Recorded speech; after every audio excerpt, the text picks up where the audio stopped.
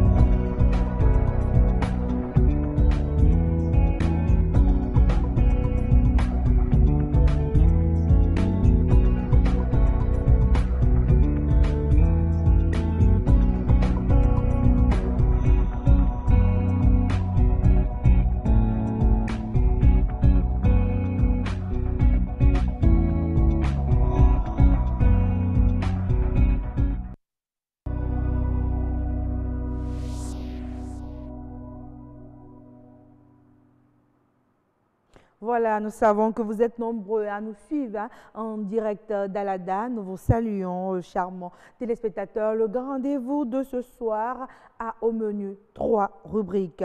Mode de fonctionnement de la radiologie et de l'imagerie médicale. On en parle dans Nature et Bien-être. L'éthique au service de la justice, c'est désormais possible avec une application mobile et nous recevons pour vous son promoteur dans la rubrique Expert. Nous allons parler toujours TIC dans Autant Savoir. Cette fois-ci, on va s'intéresser à l'Internet des objets. En avez-vous déjà eu connaissance? L'invité d'Autant Savoir vous en apprend davantage dans un instant. Restez donc avec nous. Le grand rendez-vous, c'est aussi le journal et nous vous laissons en compagnie d'Amandine Agnambossou pour la présentation des titres. Ce soir, les États membres de l'Africac sont en concertation. L'objectif est de trouver comment élaborer les budgets en tenant compte de la tendance macroéconomique actuelle du monde. Et quel est le rôle de l'assistance sociale? Nous en parlons également dans le 1945. L'assistance sociale ne s'occupe pas seulement de l'orphelin et du démuni. Et puis, nous ferons un zoom sur les maladies animales. Les éleveurs maintiennent la veille afin d'éviter les pertes. Voilà, surtout en cette période de fête et on espère bien que nous allons manger sain dans nos assiettes. On vous retrouve avec grand plaisir à 19h45. Amandine Agnambossou, le premier plateau du grand rendez-vous à présent s'installe. Nature et Bien-être.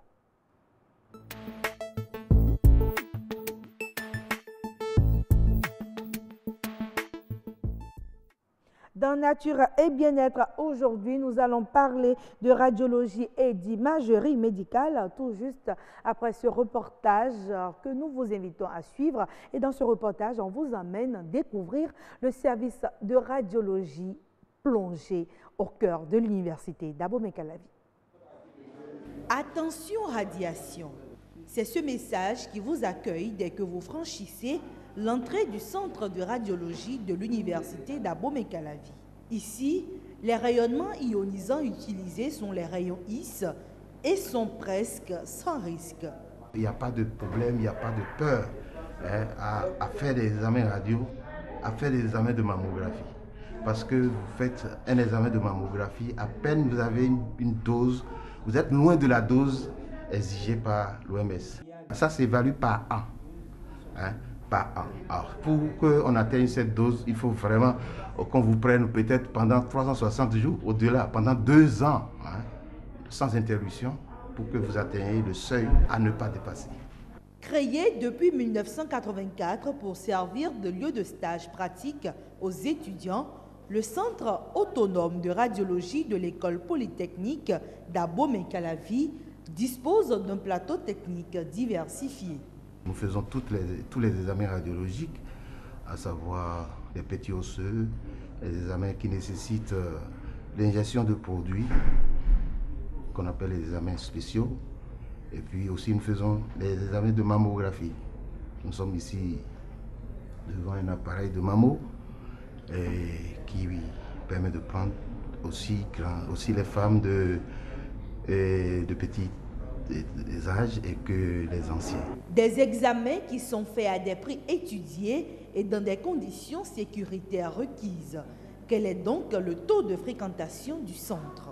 Ça dépend, mais par mois, nous recevons jusqu'à 50 à 60 patients qui sont des gens envoyés pour des explorations du sein et en même temps des explorations d'écho-mammaire. Nous sommes à 50% de remise sur tous les examens, ce qui coûte 15 000 francs ici. La mammo est à 15 000 francs par exemple, ailleurs ça peut être 30 000 francs. Donc c'est un centre qui a été créé juste pour aider la population et permettre en même temps de donner des exemples de pathologies aux étudiants. En médecine, l'utilisation des rayonnements ionisants est bien encadrée pour éviter tout risque. Mais qu'en est-il des autres secteurs d'activité? Voilà, on s'intéresse à la radiologie, à l'imagerie médicale, le mode de fonctionnement. On en parle avec notre invité Aimé Bonou. Bonsoir. Bonsoir, madame. Vous êtes technicien en imagerie médicale. Bien sûr. Alors déjà, dites-nous, est-ce qu'il y a une différence entre la radiologie et l'imagerie médicale? Merci, madame, et merci de nous avoir invités sur votre plateau. Quand on parle de la radiologie, on parle de l'ensemble des applications qui utilisent les rayonnements ionisants. Et les domaines peuvent être du domaine médical ou à d'autres domaines comme le domaine industriel. Mais ici, quand on parle de la radiologie dans le domaine médical, on s'intéresse surtout à l'utilisation des rayonnements pour le diagnostic et pour le traitement. Et la radiologie telle que je viens de le dire, surtout pour le diagnostic, constitue une partie de l'imagerie médicale. Parce que l'imagerie médicale, c'est le grand groupe qui contient, outre les techniques radiologiques pour le diagnostic, d'autres techniques. D'accord, mais est-ce que pour l'imagerie médicale, toute forme d'imagerie médicale fait recours à la radiologie? Toute forme d'imagerie médicale ne fait pas nécessairement recours à la radiologie. Il y a des techniques radiologiques qui sont bien définies comme le scanner ou bien la radiographie, qui font recours aux rayons X et qui sont des techniques d'imagerie médicale du domaine radiologique. En dehors de ça, nous avons d'autres techniques comme l'échographie, que tout le monde connaît. Souvent, on l'utilise pour la grossesse, pour autre chose aussi. Et aujourd'hui, il y a l'IRM aussi. L'IRM, heureusement que ça commence pas à venir un peu au Bénin. Donc, nous pouvons être fiers que dans les années à venir, nous pouvons bénéficier de toutes les modalités d'imagerie médicale. D'accord. Maintenant, revenons un peu à la radiologie dans le domaine médical. Comment est-ce que cela fonctionne véritablement? La radiologie dans le domaine médical, comme je l'ai dit dans notre contexte, est surtout utilisée pour le diagnostic. Et si un médecin reçoit son patient et il a besoin de confirmer ses hypothèses de diagnostic, il fait recours à la radiologie en demandant des examens de radiographie ou bien des examens scanographiques.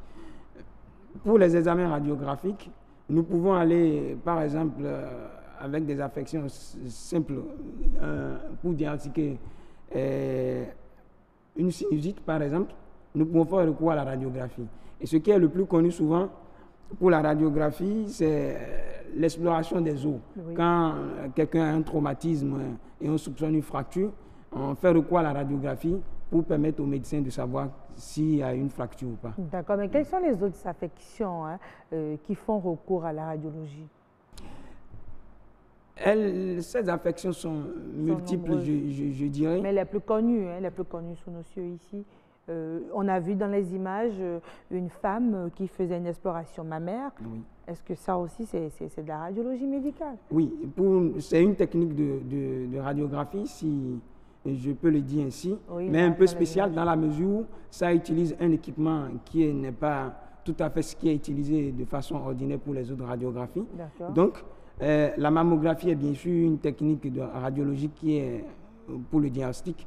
Et en dehors de ça, la radiographie dentaire, par exemple, oui, pour explorer les affections dentaires, les stomatologues font recours à la radiographie dentaire.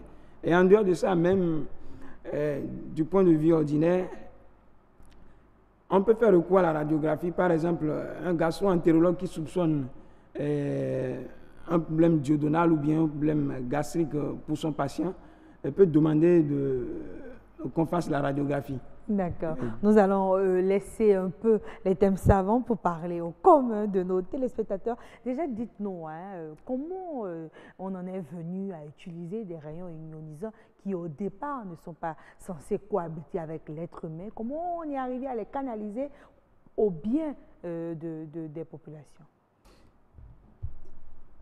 Les rayonnements ionisants aujourd'hui, avec leurs nombreuses applications, s'impose plus ou moins, je peux le dire, parce que depuis 1895 que ça a été découvert, où on a commencé d'abord par l'utiliser pour la radiographie standard, où aujourd'hui on va au-delà pour l'utiliser pour la thérapie par exemple.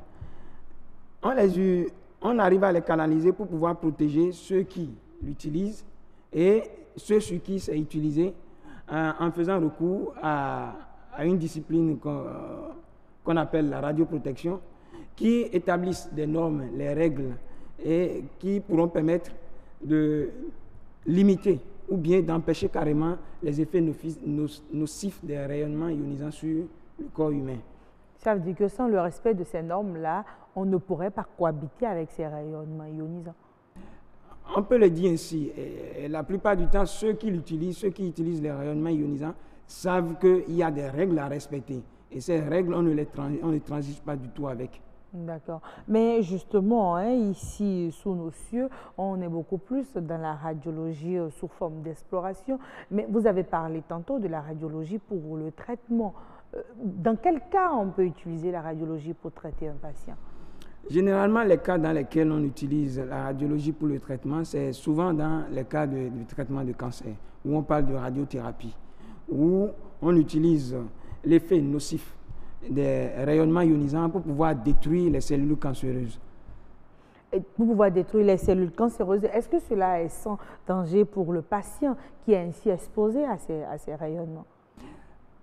D'abord, la technique est peaufinée, continue d'être davantage peaufinée dans l'évolution de la chose, où c'est maîtrisé au point où l'utilisation des rayons pour le traitement, on fait de telle manière que la cible que constituent les cellules cancéreuses soit au maximum concernée par l'irradiation et que les parties du corps qui ne sont pas censées recevoir les rayonnements ionisants soient au maximum protégées aussi. Et comme je vous le dis, la technique, que ce soit du point de vue appareillage ou bien que ce soit du point de vue maîtrise radiobiologique liée au traitement, ces choses évoluent de jour en jour et où on peut espérer que dans les années à venir, que le danger lié sera moindre. D'accord, mais comment est-ce qu'on se protège véritablement contre ces effets nocifs des rayonnements ionisants? Pour pouvoir répondre à cette question, je vais peut-être prendre le cas de l'hôpital ou de l'hôpital. Si le technicien qui utilise les rayons X n'est pas protégé, il ne peut pas rester dans la salle tout le temps. Donc, pour sa protection, il y a plus ou moins deux niveaux de protection. Déjà, vous allez constater, je ne sais pas si vous avez eu la chance d'aller dans une salle de radiographie Bien une fois. sûr, on a vu là, dans les images, là, le service de radiologie, celui de l'université d'Abomey-Calavi, oui. Donc, généralement, quand le technicien positionne ou bien met son patient dans les conditions Oui. et il veut faire Avec passer la les rayons, complicité de la régie, si on peut avoir quelques images. Hein. Là, par exemple, nous avons un patient dont on veut ausculter les os, je crois bien. oui, les os Oui. de la cheville. Oui, Donc, vous voyez, dans ce cas, oui. quand le technicien a fini de mettre le patient dans la disposition qui est adaptée, Oui. il ne restera pas là, parce qu'en ce moment, les rayons ne passent pas. D'accord. Et quand il va falloir faire passer les rayons, souvent le technicien va se mettre derrière un paravent. Presque à l'abri. Mais il abandonne le patient. Non, mais la différence qui est entre l'exposition du patient et du technicien est que le patient ne reçoit que par moment. Oui. Mais le technicien, lui, Il est là tout le temps. Donc, D'accord. c'est la différence. Donc, c'est pour ça qu'il faut mettre de moyens pour pouvoir le protéger parce que l'organisme du technicien n'a rien d'extraordinaire par rapport à l'organisme du patient. D'accord, c'est un être humain comme tout le monde. Et justement, à quel degré est-ce que ça devient nocif pour la santé de s'exposer aux rayons ionisants? Pour répondre à cette question, j'aimerais vous dire que les effets nocifs des rayonnements ionisants sont de deux sortes. Et il y a des effets qu'on qualifie d'effets déterministes, c'est-à-dire en fonction de la dose que vous recevez, quand la dose est très forte et atteint un seuil, on sait que vous allez manifester les effets. Et de l'autre côté, où vous recevez la plupart du temps de faibles doses, c'est des choses qui ne se voient pas dans l'immédiat. Et qui à la longue peuvent se Qui à la manifester. longue, où les effets peuvent se présenter. Donc, sur ce plan-là aussi, Il y a des normes, non? Vous avez parlé tantôt des normes internationales qui définissent hein, Bien sûr. à quel degré on peut s'exposer et pendant combien de temps normalement avant d'en sentir les effets. oui. Oui. Vous savez, pour le technicien qui travaille dans une salle de radio, il y a, bon, vous m'aviez dit de vous épargner un peu des termes. Non, mais c'est pour le bonheur des oui. téléspectateurs qui nous suivent et qui ont besoin de comprendre. il y a une également. limite, par exemple, pour la surveillance de l'exposition du technicien, Oui. 20 millisievert, le technicien ne doit pas dépasser cette dose-là normalement dans son travail. Mais de comment on façon fait pour annuelle. vérifier? Est-ce que vous avez des unités de mesure qui vous permettent de savoir à quel degré justement le praticien est exposé? Pour vérifier, j'ai parlé de la dosimétrie tout à Oui, l'heure. ok. La dosimétrie, c'est une discipline, je dirais aussi, Oui. qui se charge de quantifier et de mesurer aussi, de pouvoir prévoir aussi les effets que quelqu'un qui est exposé au rayonnement pourrait avoir peut-être à la longue. Donc, la dosimétrie, pour faire la dosimétrie, on a des équipements. Il y a des équipements qu'on doit utiliser. Et chez nous, ce n'est pas encore une réalité, mais on y travaille énormément pour que dans les années à venir ou bien dans les mois à venir, pour que la dosimétrie soit une réalité. Voulez-vous dire que la plupart des services de radiologie ici au Bénin n'ont pas un dosimètre par praticien?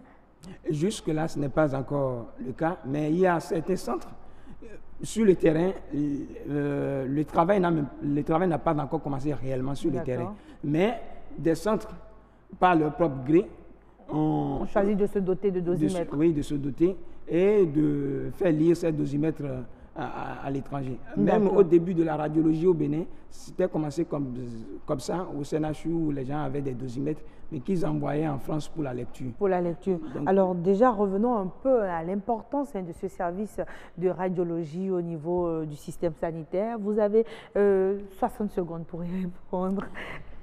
Pour l'importance, je dirais que la radiologie s'impose aujourd'hui dans le domaine sanitaire pour le diagnostic. Et je vous dis, peut-être dans les années à venir, on aura la chance de commencer par l'utiliser aussi pour le traitement. Donc, vous voyez que l'histoire continue encore et ça va persister encore dans le temps. Donc, aujourd'hui, pour le diagnostic, on lui fait recours pour pouvoir confirmer une affection ou bien pour pouvoir infirmer la présence d'une affection. Oui.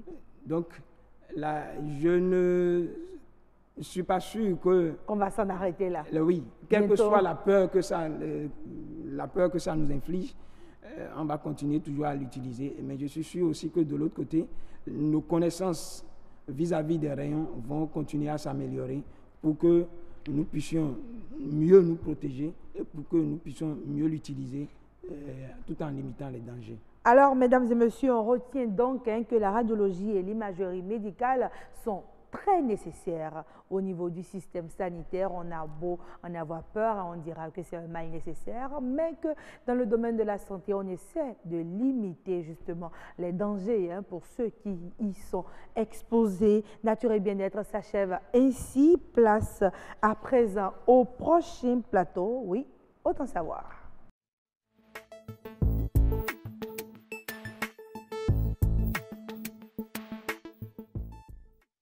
Voilà, Internet des objets, de quoi s'agit-il concrètement? Nous recevons pour vous, mesdames et messieurs, Raoul Lechede. Il est expert en numérique. Bonsoir, monsieur Lechede. Bonsoir. C'est un plaisir de vous recevoir sur notre plateau. C'est un plaisir partagé. Alors, avec vous, on parle déjà d'Internet des objets, mais c'est un concept qui n'est pas encore très connu ici. Déjà, dites-nous, c'est quoi l'Internet des objets? L'Internet des objets, disons globalement que c'est l'extension du réseau d'Internet aux objets liés au monde physique que nous avons d'habitude.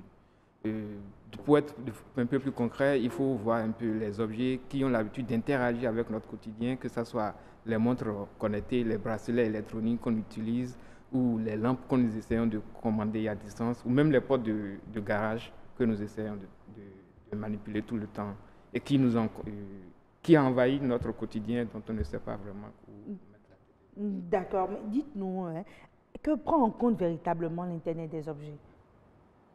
L'Internet des objets, ça prend en compte globalement les technologies liées à l'expansion des objets, de tout type d'objets que nous utilisons à un réseau Internet. C'est plutôt le concept de pouvoir interagir avec l'environnement dans lequel nous vivons à partir des moyens technologiques, que ce soit par connexion réseau ou par des protocoles un peu technologiques qu'on utilise. D'accord. Est-ce qu'on peut remonter un peu à l'origine de cet Internet des objets? Comment on en est arrivé là, justement? Aller à l'historique de l'Internet des objets, ça nous remonte un peu plus loin et ça partait d'expériences que d'autres utilisaient, mais ce sera un peu flou si je vais me lancer dans les détails. Si, c'est sûr, puisque c'est venu à peu près de tout le monde. Mais d'abord, ce qu'on peut reconnaître, c'est que cela part du changement des habitudes au niveau de l'homme. Tout à fait. Ça part aussi de la volonté de vouloir faciliter l'usage des objets qu'on utilise au quotidien. Ça part surtout de faciliter la vie à l'utilisateur. D'autres pensent rendre paresseux, mais c'est plutôt comment les aider à mieux accroître leurs besoins ou mieux accroître les utilisations de ce qu'ils en font par les technologies. D'accord. Maintenant, est-ce qu'on gagne véritablement à connaître et à maîtriser l'Internet des objets? On n'a pas le choix. On n'a pas le choix parce que notre quotidien est envahi par l'Internet des objets et ne pas le connaître nous empêche de prendre des dispositions pour mieux les appréhender et pour mieux interagir avec eux. Aujourd'hui, c'est plus facile pour n'importe qui de manipuler un téléphone, mais c'est plus intéressant de savoir ce qu'on fait des différents usages qu'on en fait, et surtout avec l'expansion qui nous met face à des difficultés de sécurité. Justement, parlons un peu des limites de cet Internet des objets. Est-ce qu'il n'y a pas des limites ou des risques à pratiquer véritablement cela? Oui, comme dans toute technologie, il y a des risques. Et les risques, surtout ici, liés à la sécurité, ça concerne le risque de piratage. Parce qu'on dit que les objets sont connectés, c'est qu'il y a un objet quelque part, il y a un dispositif ailleurs qui essaie de communiquer avec lui. Alors s'il y a quelqu'un qui arrive à intercéder la communication, forcément il y a la dénaturation du contenu qui est passé. Maintenant, si on sécurise ces objets-là qui sont connectés, ça rend peut-être, ça limite davantage les risques? Oui, le risque est toujours... Est-ce que c'est possible de sécuriser ces objets connectés? La sécurité zéro, d'abord, dans le monde du numérique n'existe pas. Mais il est toujours possible d'accroître au maximum les besoins en termes de sécurité. Et plus on est exigeant envers soi-même, plus on adopte des méthodes ou des protocoles pour pouvoir se sécuriser vis-à-vis de ça. Déjà, dites-nous, est-ce que les Béninois sont de plus en plus intéressés par l'Internet des objets? Globalement, les gens sont informés de ça de façon théorique. ils n'appréhendent pas concrètement de quoi il s'agit. Ils entendent parler de Internet des objets, objets connectés, idéaux. C'est des thèmes qui sont un peu à la mode et qui circulent. Mais concrètement, dans ce qu'on a l'habitude de pratiquer, très peu en savent vraiment de quoi il s'agit. D'accord. Mais comme on a dit que cela change un peu les habitudes, est-ce que ce n'est pas parce que le Béninois tient à sa façon habituelle de faire les choses qu'il n'a pas envie de confier peut-être une partie de son existence, une partie des activités qu'il mène au quotidien à des objets? Non, pas forcément. Pas forcément. C'est plutôt, moi je trouve plutôt que c'est le risque le manque d'information. Parce que quand on n'est pas bien informé, c'est normal de prêter des noms ou des intentions à tout ce qui se passe. Mais une fois que l'information est, on est plus enclin à mieux l'appréhender, à mieux l'utiliser. C'est plutôt le manque d'information qui fait que les gens sont réticents par rapport à l'utilisation. Sinon, une fois qu'ils en apprennent davantage, ce sont eux-mêmes qui sollicitent les usages mêmes. D'accord. Mais est-ce qu'il y a des activités qui se mènent déjà ici en ce qui concerne les objets connectés, où nous n'importons que tout ce que nous pouvons connecter? L'Internet des objets est en plein essor chez nous ici. Il y a plein d'activités qui se font autour de l'Internet des objets. Il y en a eu récemment, si vous permettez, je peux citer aussi. Oui. Par exemple, le club IoT, qui est basé au Blue Lab, a organisé avec ISOC Bénin tout récemment un atelier sur la création d'objets connectés à partir du matériel recyclé. D'accord. C'était le low cost. Mais est-ce qu'il y a eu un engouement autour? Est-ce que vous avez vraiment ressenti au niveau de ces participants-là qu'ils étaient intéressés par l'Internet des objets? L'engouement a dépassé nos attentes. Parce qu'au départ, ils s'attendaient juste à encore un peu de théorie, comme ça se passe d'habitude. Oui, venez, on va vous faire une conférence sur l'Internet des objets. Mais ça a été plus pratique. Nous sommes plus dans une dynamique de la pratique. Ça fait que les gens touchent concrètement l'objet et l'Internet des objets du bout du doigt. Et ça leur permet d'appréhender vraiment de quoi il s'agit. Avec la pratique, ce sont eux-mêmes qui initient les projets d'objets connectés, les dispositifs. Et en 5 jours, plein de dispositifs connectés ont été mis en place et modélisés. D'accord. Quand vous étiez dans le cité, vous avez parlé de montres, vous avez parlé de portes de garage. Est-ce que ce n'est que ces objets-là qu'on peut connecter? Non.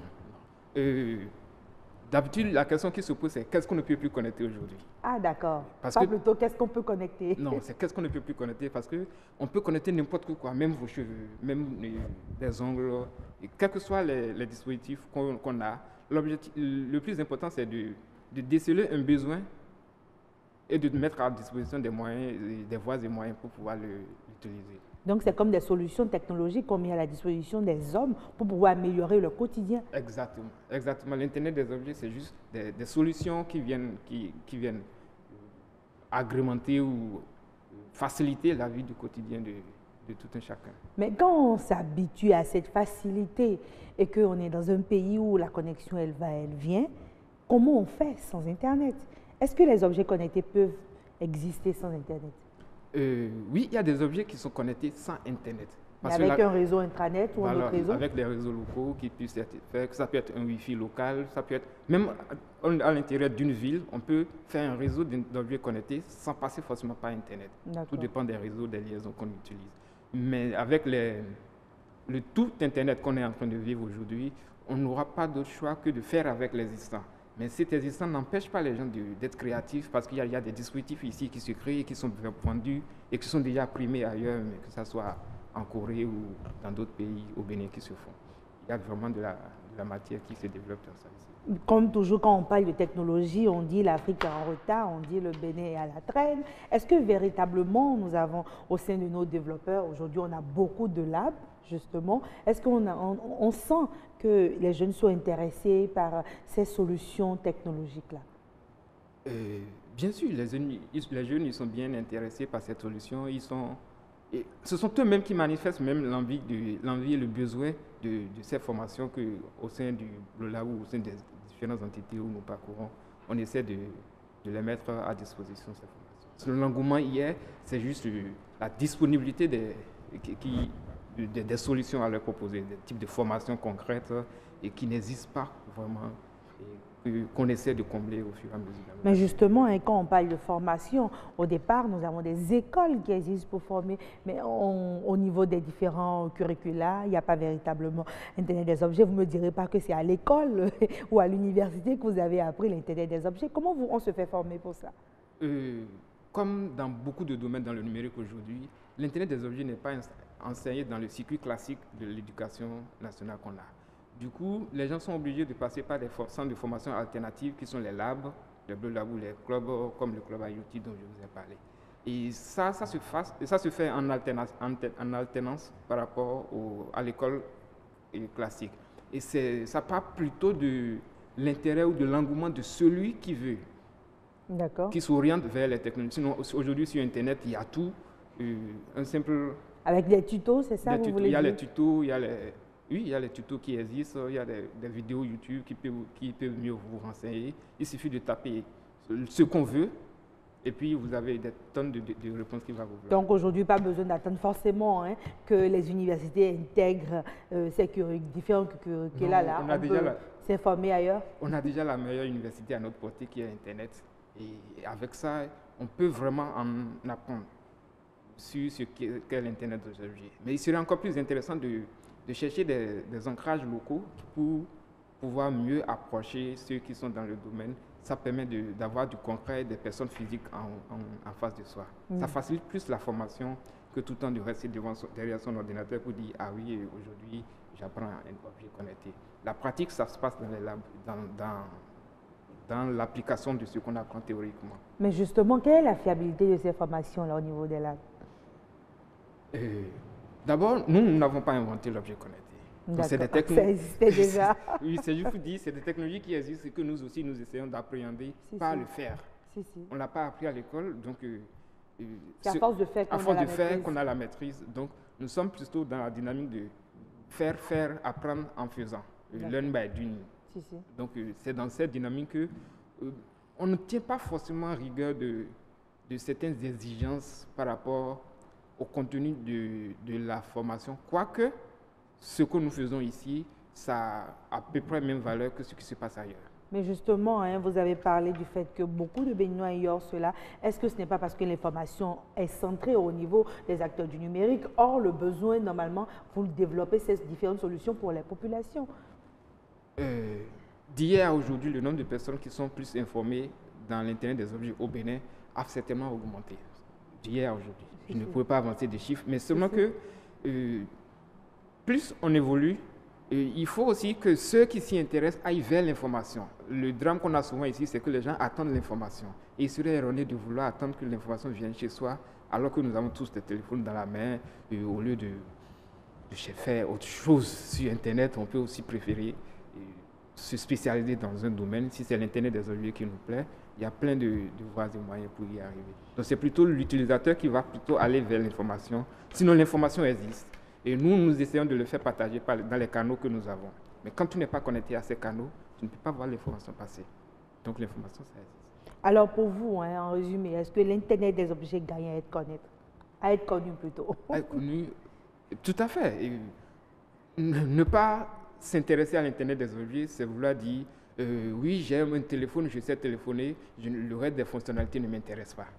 Donc si on veut mieux appréhender les outils que nous avons à disposition aujourd'hui, le plus important serait d'en savoir plus. Il faut aller à l'information, savoir de quoi il s'agit, aller même sur les masterclass qui se font régulièrement, les formations, les initiatives. Comme cette semaine-ci, il y a des ateliers qui sont en cours de préparation. Donc, aller à l'information, ça ne serait que la seule doléance qu'on peut faire à l'endroit de ceux qui sont intéressés par l'Internet des objets. Merci à vous, Raoul Echédé. C'était un plaisir de nous plonger dans ce monde de l'Internet des objets. C'était très enrichissant. J'espère que les téléspectateurs ont compris dorénavant de quoi il s'agit quand on parle d'Internet des objets.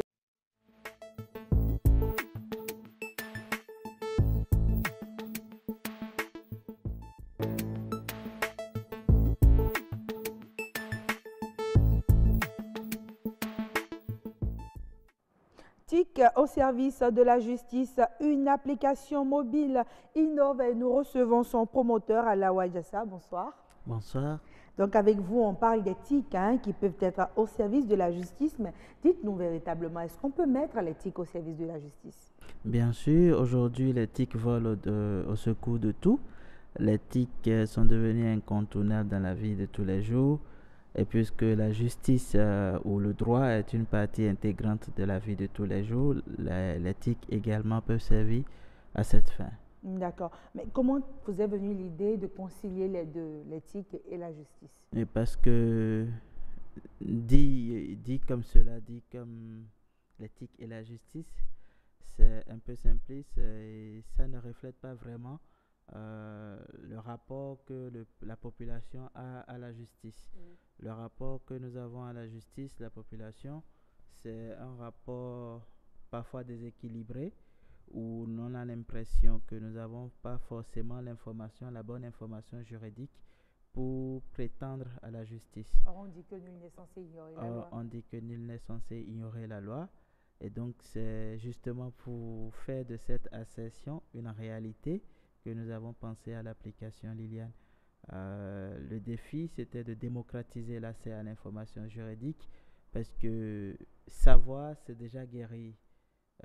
Nous avons voulu apporter la possibilité aux citoyens lambda d'être informés efficacement de ses droits et devoirs, de ses moyens d'action, pour ensuite espérer qu'ils sachent de se défendre et qu'ils sachent obtenir justice ou réclamer justice dans les différentes situations auxquelles il est souvent confronté. Alors, est-ce qu'il s'agit seulement de tests juridiques ou est-ce qu'il s'agit de faits? Et c'est sur ces faits vous apportez des solutions?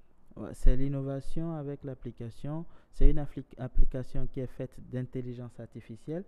Ce n'est pas une liste de codes de tests juridiques que vous verrez dans l'application, mais des conseils pratiques par rapport aux situations de tous les jours. Donc, ce n'est pas des tests, ce sont beaucoup plus des faits, mais c'est surtout de la conversation. C'est pourquoi nous disons que c'est une application conversationnelle. Une application qui vous parle, au fait. Qui vous parle. Quand vous avez un souci, vous lui posez une question, vous lui elle peut posez, vous aider à y répondre. Vous lui posez une question, elle peut vous aider à y répondre. Donc, il n'y a pas des canons à suivre.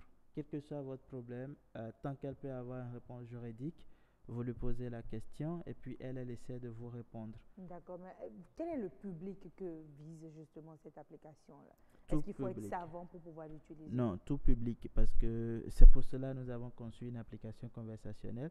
Quand vous avez l'interface de l'application, il n'y a que 3 composantes. Une petite enveloppe, un micro et une zone de test. Le micro permet à tout un chacun de parler à l'application. Et puisque c'est une application intelligente, quel que soit votre registre langagier, elle comprend. Donc, au lieu de dire bonjour, vous pouvez lui dire coucou. Elle comprendra. Au lieu de dire... Mais elle ne comprend que le français. Pour l'instant, elle ne comprend que le français parce que nous empruntons la technologie derrière. Nous l'empruntons à notre première concurrente aujourd'hui, c'est Google. Et elle ne nous a pas encore permis d'avoir d'autres langues autres que le français. Oui, d'autres langues, l'anglais et tout, mais pas encore des langues locales telles que nous l'aurions souhaité. Mais pour y remédier, nous travaillons pour que d'ici 1 an, nous ayons notre propre intelligence artificielle dotée de nos propres langues et de nos propres moyens d'échange avec le public. Mais pour l'instant, pour toute personne qui comprend le français, qui peut s'exprimer, même avec un niveau, disons, médiocre, le français, peut converser. Un niveau basique plutôt. Bon. On va plutôt dire basique, pas médiocre. En tout cas, merci de la correction. Un niveau basique peut converser avec l'application. J'ai déjà vu également des gens qui, plutôt que de lui parler, lui écrivent et utilisent même le langage SMS. Ah, d'accord. Qu'il arrive à décoder. Et qu'elle arrive à décoder. Donc, Liliane est vraiment une application intelligente qui apprend non seulement de ce que nous lui offrons, nous, en tant que développeurs derrière, mais elle apprend également de votre expérience d'utilisateur. Donc, elle s'améliore et elle se réajuste au fur et à mesure. Elle s'adapte à vous au fur et à mesure. D'accord. Maintenant, souvent, on dit qu'on n'arrive pas à collaborer. Voilà. Vous êtes juriste de formation, vous initiez une application qui est au service de la justice, mais vous avez eu besoin justement de la main-d'œuvre au niveau d'éthique. Comment se passe la collaboration véritablement? Dans mon cas, ce fut une très belle collaboration. J'ai toujours eu une passion pour le numérique. Je suis juriste d'affaires, propriété intellectuelle et droit du numérique. Donc, j'ai un prérequis pour conduire une équipe de juristes et de développeurs. Mais dans mon cas, j'ai eu à travailler avec un esprit charmant qu'on appelle Zul Barizi, qui est développeur, mais qui, comme moi, n'est pas développeur à la base, était d'abord économiste et a fini développeur par passion. Et partout où il y a passion, je pense que la collaboration, elle est toujours agréable. Mais est-ce que pour vous, ce type de collaboration est à souhaiter pour qu'on puisse toujours innover, pourquoi pas dans d'autres secteurs? Bien évidemment, comme on le dit, il n'y a pas d'intelligence artificielle sans intelligence collective. Au fait, l'intelligence artificielle, c'est l'intelligence collective. Donc, tant qu'on va s'isoler, on ne va pas mettre nos efforts ou bien nos compétences en commun, nous ne parviendrons à rien. Mais chaque fois que nous faisons l'option de mutualiser les efforts, de mutualiser les compétences, nous parvenons toujours à de grandes choses. Et c'est pourquoi aujourd'hui, nous pensons que nous avons une application, la première au monde, elle n'est pas seulement unique au Bénin, c'est la première au monde qui fait du conseil juridique en mode conversationnel. Elle vient en concurrence directement à Siri de l'app, comment on les appelle, App Store, les iPhone et autres, et à Google Assistant qui est développé par Google lui-même. Donc aujourd'hui, nous avons 3 applications qui font ça au monde. Il y a Siri, il y a Google Assistant et il y a Liliane. C'est déjà bien de savoir que nous avons une application mobile au Bénin qui innove dans le domaine, mais déjà, dites-nous véritablement, est-ce que les populations béninoises gagnent à adopter cette solution-là que vous proposez? Évidemment, elle gagne beaucoup et c'est pourquoi nous remercions le ministère de la Justice qui a accepté de participer à cet événement juste en tant qu'invité, parce qu'elle nous a permis d'être rassurés de la compréhension de la valeur ajoutée que nous apportons au peuple. Elle gagne parce que, comme je vous l'ai dit, il vaut mieux savoir que de ne pas savoir. L'ignorance, c'est ce qui conduit beaucoup à des infractions aujourd'hui. Mais lorsque vous avez à portée de main dans votre poche la possibilité de savoir avant d'agir, je pense que vous êtes déjà tiré de la sécurité à 80% de votre côté. Donc, essentiellement, elle est tournée population. C'est pourquoi à notre lancement, il y avait des peintres, il y avait des menuisiers, il y avait des émigrants, parce qu'elle sert à tout le monde. Et nous avons déjà eu des retours des dames du marché de Dantokwa qui nous ont dit, écoutez, elle n'arrive pas à me dire encore telle chose, elle n'arrive pas encore à me dire telle chose. C'est dit l'utilité d'une telle application pour le monde et pour la population en général. D'accord, mais elle ne remplacera jamais un juriste qui vous donne des conseils juridiques. Jamais. L'anecdote, c'est qu'au jour du lancement, nous avons fait poser des questions par le public et il y a une personne qui a pioché une question dans laquelle elle demandait à Liliane, elle disait à Liliane qu'elle venait de commettre un vol. Alors Liliane lui a répondu gentiment qu'elle se retrouvait là dans une situation délictuelle et qu'il fallait qu'elle recoure à un avocat. Donc chaque fois que vous perdez votre chemin et que vous allez vers Liliane pour lui poser une question, elle vous redirige vers le professionnel adéquat pour que vous puissiez avoir les mesures d'accompagnement nécessaires. D'accord. Alors, petite anecdote, c'est que vous avez choisi d'utiliser un prénom qui n'est pas très très connu ici, Liliane. Pourquoi vous avez choisi d'appeler l'application Liliane? Liliane, nous l'avons dit également au lancement, c'est en hommage à une dame, une juriste au pair, une juriste qui a été reconnue pour ses compétences autant lorsqu'elle vivait qu'après sa mort. Une juriste qui a occupé les plus hautes fonctions du droit, du domaine juridique au Bénin. Elle a nom, Concepcia Liliane Winsou. Et ce petit Liliane-là, le L point n'est pas connu du public. Et nous avons voulu rendre hommage à cette haute figure, cette grande figure du droit béninois. Merci Alawa Diassa. Nous rappelons que vous êtes promoteur de l'application Liliane, une application qui permet justement aux populations d'avoir accès à des conseils juridiques juste avec leur téléphone portable. L'heure du journal est sacrée. On vous laisse en compagnie d'Amandine Agnambossou et on se retrouve tout juste après.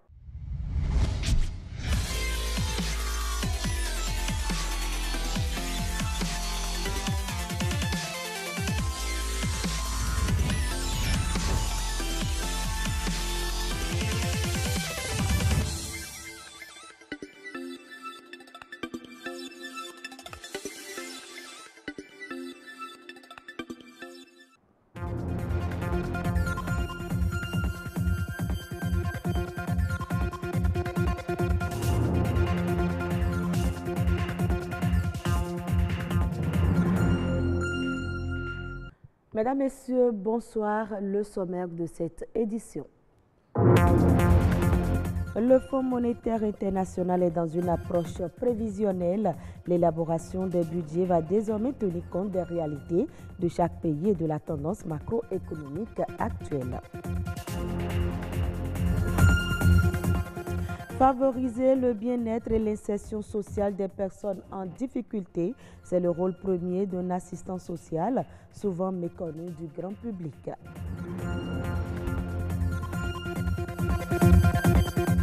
La lutte contre les maladies animales est une priorité pour le Bénin et les éleveurs ne cessent de maintenir la veille à travers une expertise scientifique de qualité.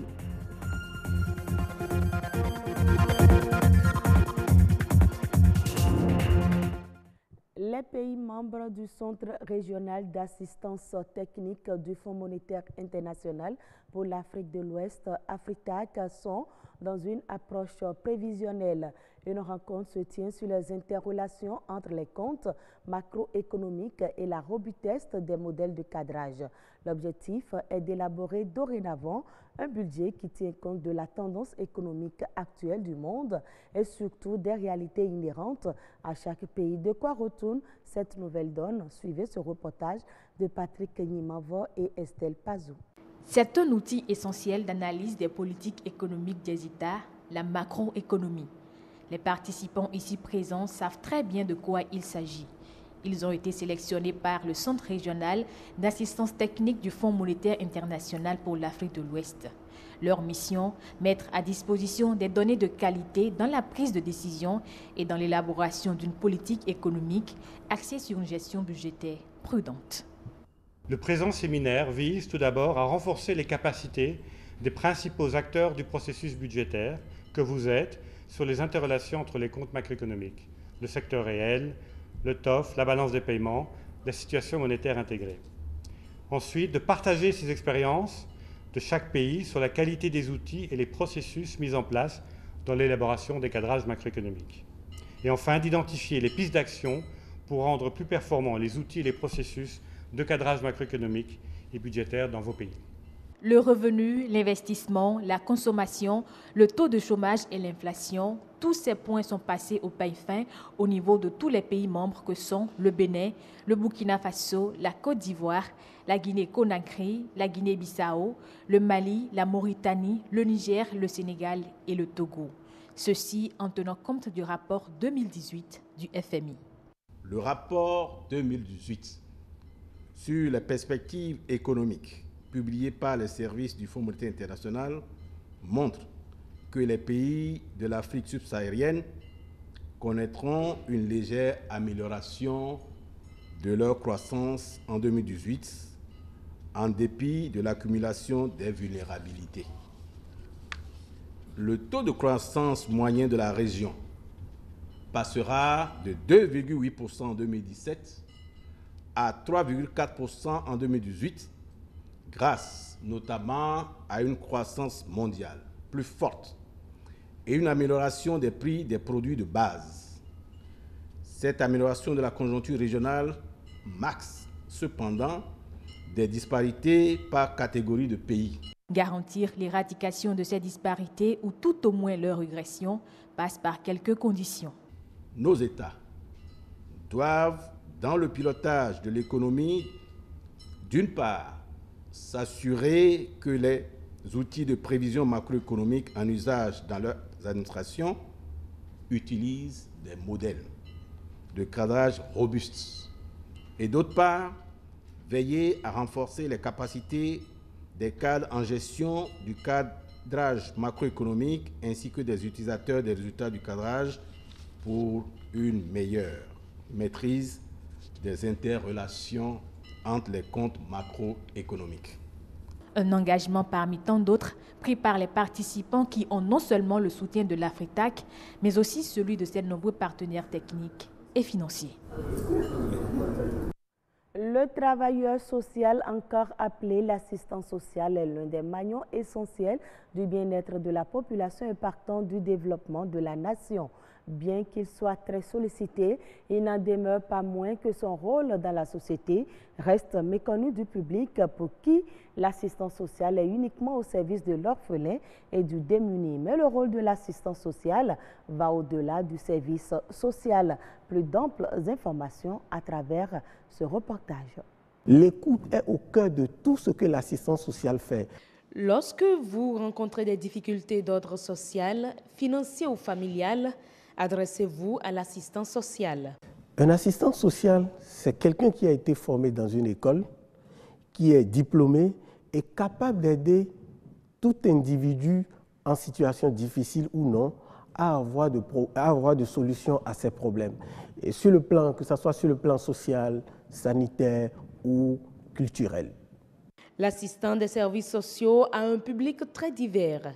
Qu'il soit chômeur, personne dépendante, surendettée ou migrante, l'assistant social l'aide à trouver des solutions adaptées et durables. Lorsque vous êtes personne en situation difficile, soit vous avez été victime d'un incendie, l'assistance sociale vous écoute, évalue les besoins avec vous et vous accompagne en faisant un dossier de secours pour que l'État vous aide en matière de feuilles de tôle, en matière de vivres ou non-vivres. L'assistance sociale accompagne également les femmes victimes de violences. L'assistance sociale travaille également avec les personnes de troisième âge, que ce soit au niveau de la santé, que ce soit au niveau des services socio-scolaires, dont l'assistance sociale est au cœur du développement. Bien qu'étant très sollicités, les domaines d'intervention de l'homme restent encore mal connus du citoyen lambda. Assistants sociaux au Bénin, moi, c'est les gens ONG qui viennent en aide aux enfants orphelins, les enfants démunis, les enfants de rue, qui viennent, aussi des gens qui viennent en aide aux femmes qui n'ont pas les moyens. Un assistant social a pour, selon moi, de l'harmonie entre l'enfant et ses parents biologiques ou marraines, celui qui, comme tuteur, s'occuper de ses enfants. Les amener à être en harmonie, à vivre en société, généralement dans leur famille. S'ils sont en difficulté et s'ils sont dans la rue, les ramener à leur famille pour les aider à améliorer leur situation de vie en quelque sorte. Un assistant social, lui, fait son œuvre sans s'attendre quelque chose.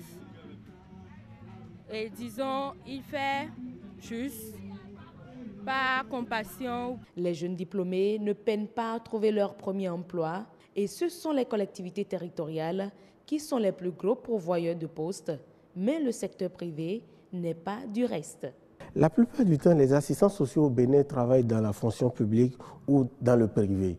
En fonction de leur structure ou bien de l'institution qui les accueille, les rôles sont diversifiés. Quand je prends par exemple un centre de promotion sociale, l'assistance sociale dans le domaine de la protection de l'enfant accompagne ces enfants-là dans leur prise en charge. Ça peut être prise en charge psychologique ou bien c'est un enfant qui veut apprendre un métier. L'assistance sociale l'accompagne. C'est l'enfant même qui dit concrètement ce qu'il veut, donc on l'écoute et on l'accompagne dans la prise en charge, dans sa prise en charge globale. Face au vieillissement de la population, à l'augmentation de la précarité ou encore à la complexité des démarches administratives, l'assistance sociale est de façon particulière recherchée et sa place dans la société n'est plus à démontrer. La santé animale représente un important facteur de compétitivité de l'élevage et donc un enjeu pour le Bénin qui est parfois tourné vers l'exportation. Et si l'élevage représente une part importante de la valeur des productions agricoles, les maladies des animaux par les pertes directes ou indirectes qu'elles engendrent entament la valeur de ces productions et peuvent avoir de graves conséquences socio-économiques. Un reportage.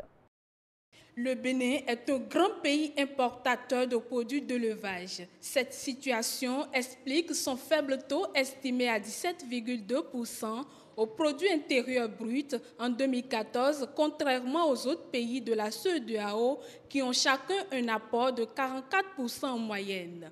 Pourtant, l'élevage constitue un maillon essentiel dans toute économie.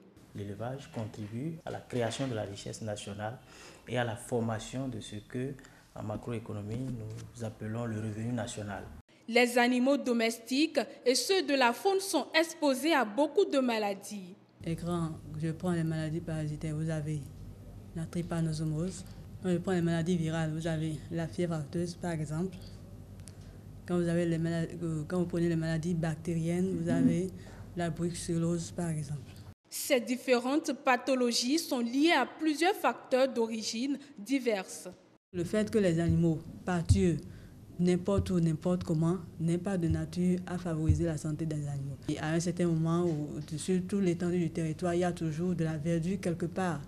Donc ça attire les troupeaux des pays environnants, surtout le Nigeria.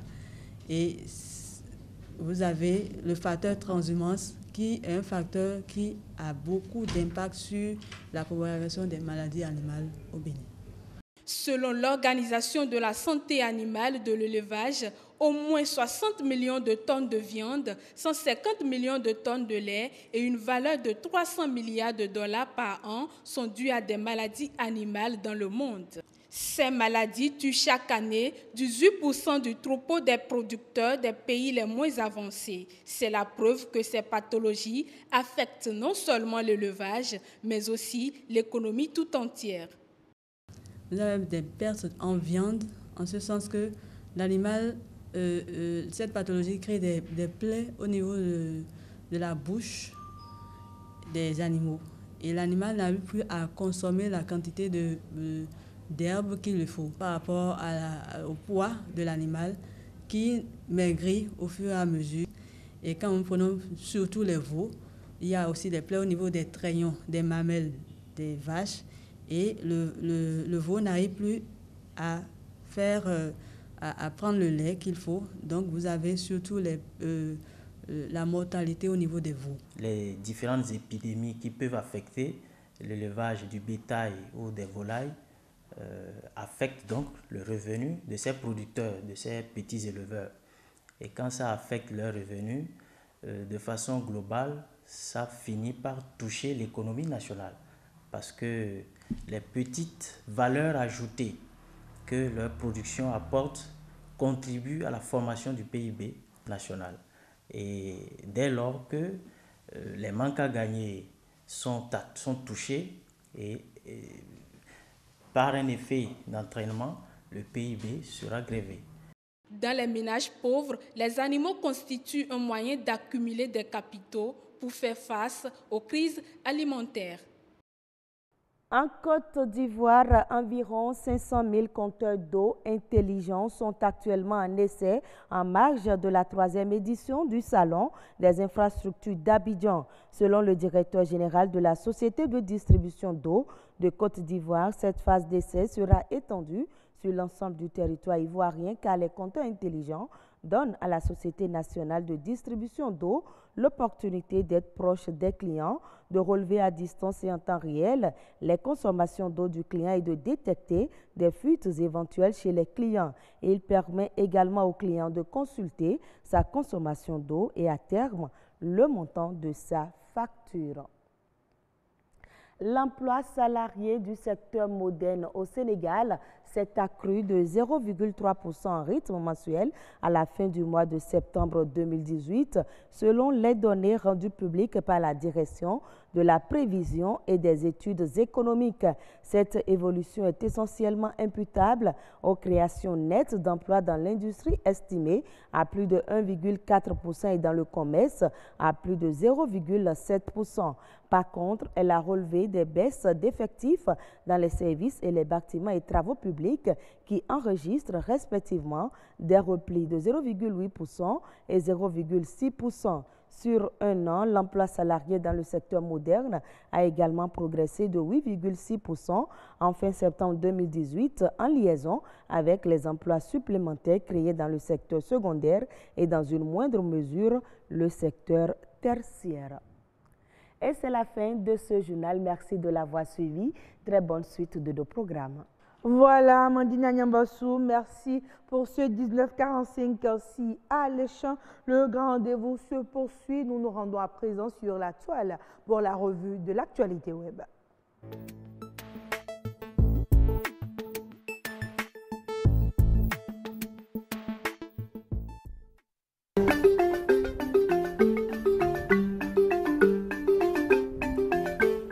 Le Bénin va battre le record pour la production du coton en 2019. Les prévisions pour les récoltes sont estimées à 1,275 millions de balles de coton selon le rapport du département des États-Unis pour l'agriculture. Une bonne nouvelle pour le Bénin qui avait perdu sa première place de producteur de l'or blanc au profit du Burkina Faso et du Niger.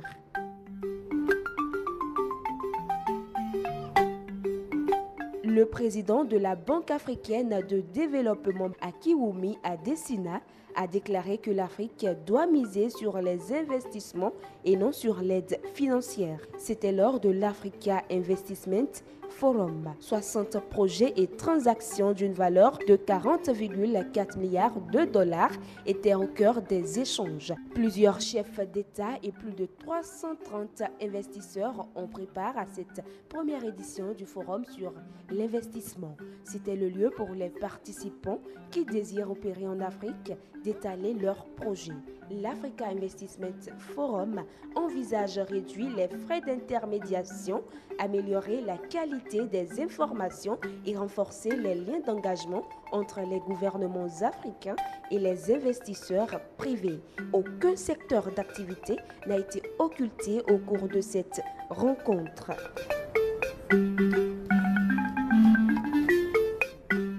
Le co-créateur de Spider-Man, des X-Men, de Daredevil et d'autres super-héros est décédé.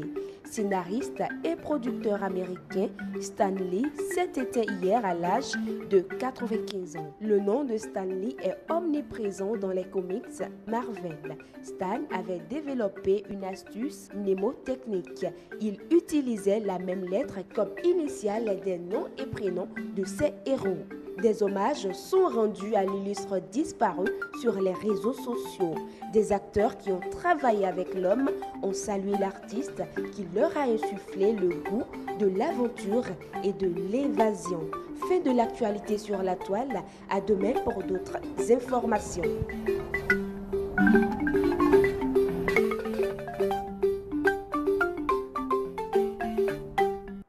Voilà, les amoureux des films Marvel, justement, sont éplorés. Toutes nos condoléances pour Stan Lee. Merci à vous, Fugessia Rutondi, pour cette revue de l'actualité web. Place à la météo à présent.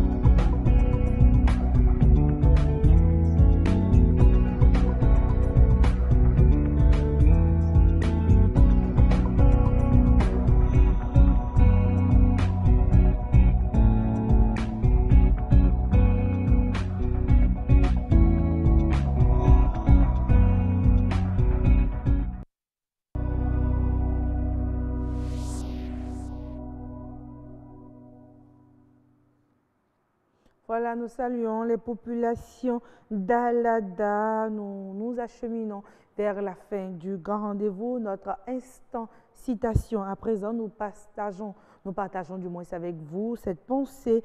La joie vient toujours après la peine. La joie vient toujours après la peine. C'est une pensée qui nous vient de Guillaume Apollinaire. Merci de toujours nous préférer. On se retrouve demain, toujours avec le même plaisir.